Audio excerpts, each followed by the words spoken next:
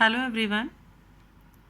Session number 4 जो हमारा continuity में था उसी के रिमेनिंग टॉपिक्स को आगे बढ़ाते हुए अपने नेक्स्ट टॉपिक पर चलते हैं, that is deleting data and text in a chart. अगर आपको कोई भी डेटा चार्ट में से डिलीट करना है तो उसके लिए सबसे पहले आपको कोई भी रो सेलेक्ट करनी है। सपोज टू बी कि आप ये वाला डेटा, फर्स्ट ऑफ ऑल मैं आपको चार्ट डेवलप करके बता रही हूँ वापस से। insert then any type of chart which you want. Okay अब ये जो चार्ट हमारे पास रिप्रेजेंट हो रहा है, इस चार्ट में से कोई भी एक सिंगल डेटा, कोई भी कंप्लीट रो, कोई भी कॉलम जो कि हम डिलीट करना चाहते हैं, हमें कुछ नहीं करना है। उसके लिए सिंपल उस रो या कॉलम को सिलेक्ट करना है और उसके बाद में उसे डिलीट कर देना है। ठीक है, जैसे कि आपको ये वाली रो अगर सेलेक्ट करके डिलीट करनी है तो सबसे पहले आपको ये वाली रो सेलेक्ट करनी है और उसके बाद में डिलीट करना है। ये मैं आपको अभी करके बताऊंगी।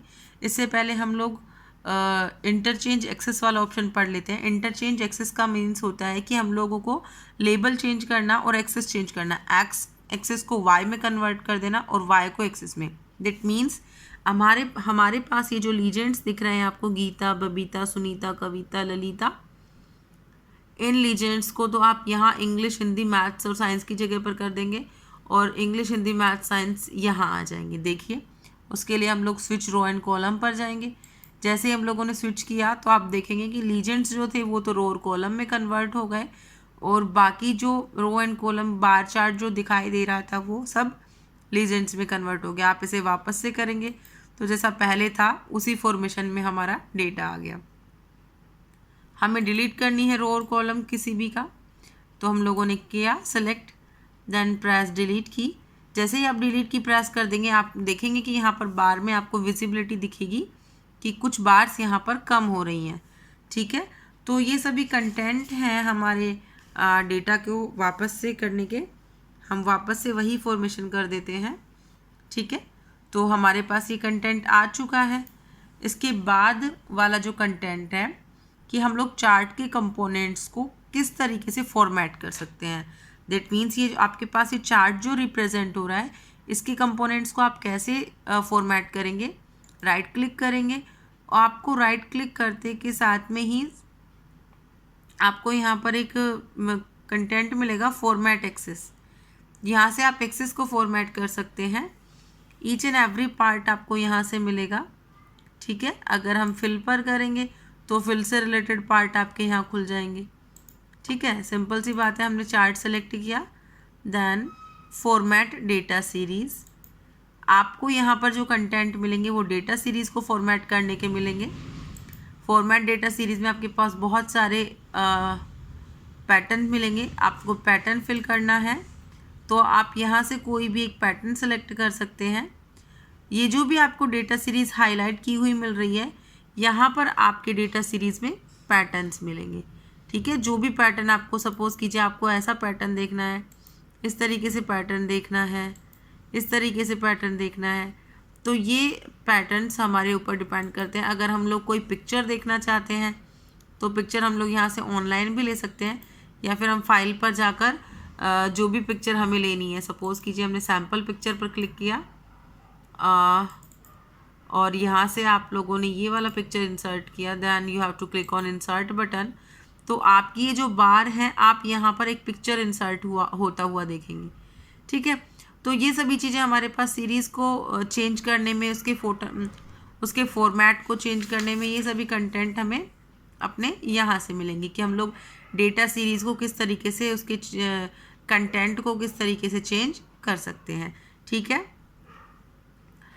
इसके अलावा हमारे पास ये शेडो ऑप्शन और ग्लो ऑप्शन आएंगे। इसमें आप इनके शेडोज़ की ट्रांसपेरेंसी और ये सभी, अगर आपको कलर चेंज करना है आप यहाँ से डार्क ग्रीन कलर ले लिया हमने, तो ये जो इसका जो शेडो आ रहा है वो आपको ग्रीन कलर का दिख रहा है।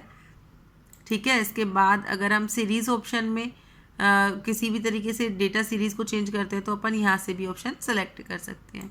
ठीक है, अगर हम वापस से क्लिक करते हैं और अब हमारे पास एक्सेस का फॉर्मेट आ रहा है, अब हम फॉर्मेट के एक्सेस को कर सकते हैं। ये जो फॉर्मेट हमारे पास रिप्रेजेंट हो रहा है, फिल पर जाएंगे आप, और अगर आपने फिल पर किया तो सॉलिड फिल्स पर आपने क्लिक किया तो ये जो फॉर्मेट आपके पास रिप्रेजेंट हो रहा है इसमें आप देखेंगे कि इसमें कलर आ चुका है। इसमें अगर आप कोई दूसरा पैटर्न फिल लगाना चाहते हैं तो सेम इसमें भी पैटर्न फिल लगा सकते हैं। ऑटोमेटिक पे करना चाहते हैं तो ऑटोमेटिक पे, और यहाँ से ऑटोमेटिक करते ही आप लोगों ने कोई भी कलर सेलेक्ट कर लिया तो उसी तरीके का कलर फॉर्मेट आपको यहाँ पर फॉर्मेट एक्सेस में दिखाई देगा, रिप्रेजेंट होगा। ठीक है, इसके साथ ही हम इसको यहाँ पर क्लोज कर देते हैं। अगर हम लोग यहाँ पर लीजेंड्स को देखते हैं, format plot area, plot area में भी हम लोग ले सकते हैं। लाइक आप लोग यहाँ सॉलिड फिल देखना चाहते हैं तो प्लॉटिंग एरिया पर आप सॉलिड फिल्स अपना रिप्रेजेंट कर सकते हैं। तो इसी तरीके से हम लोग अपना कंप्लीट वर्क यहाँ से कर सकते हैं। लीजेंड्स का कलर भी चेंज कर सकते हैं, ईच एंड एवरी पॉइंट हम लोग यहाँ से कर सकते हैं। ठीक है, तो इसी तरीके से हम लोग अगर वापस से अपना देखते हैं, प्लॉट एरिया का है, इसके बाद हम लोग अगर ये तो प्लॉट एरिया का आ रहा है आपके पास, आप यहाँ पर फॉर्मेट लीजेंड पर करेंगे तो अब यहाँ पर जितने भी फॉर्मेट के ऑप्शन आ रहे हैं वो लीजेंड से रिलेटेड हैं।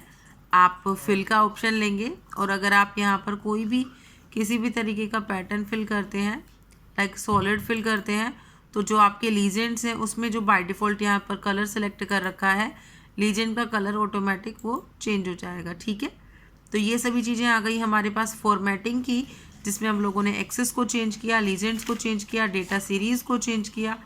ठीक है, इसके बाद हम यहाँ पर सारी फॉर्मेटिंग हो गई हमारी चार्ट की। इसके बाद जो हमारा ऑप्शन है वो आता है मूविंग अ चार्ट। अगर आपके पास यहाँ पर एक चार्ट रिप्रेजेंटेड हो रहा है, ठीक है, आपके पास यहाँ चार्ट दिखाई दे रहा है आप लोगों को, तो आप जैसे ही डिज़ाइन टैब पर क्लिक करेंगे, क्लिक ऑन डिज़ाइन टैब, और डिज़ाइन टैब पर क्लिक करने के बाद में जब आप करते हैं मूव चार्ट, आप मूव चार्ट वाले ऑप्शन पर क्लिक करेंगे। After clicking on move chart आपको यहाँ पर ऑब्जेक्ट देना होगा। आपके पास यहाँ पर जो है वो शीट 1 है और आप न्यू शीट में यहाँ पर चार्ट को डालना चाहते हैं। ठीक है, तो आपने यहाँ लिखा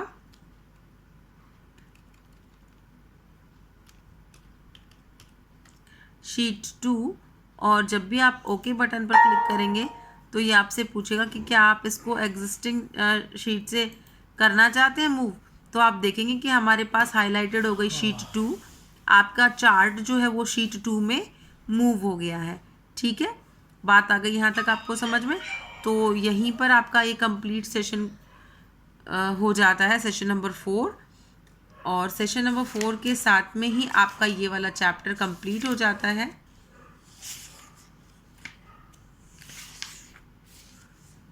wait a minute, session number 4 के साथ ही ये चैप्टर यहाँ पर कंप्लीट होता है।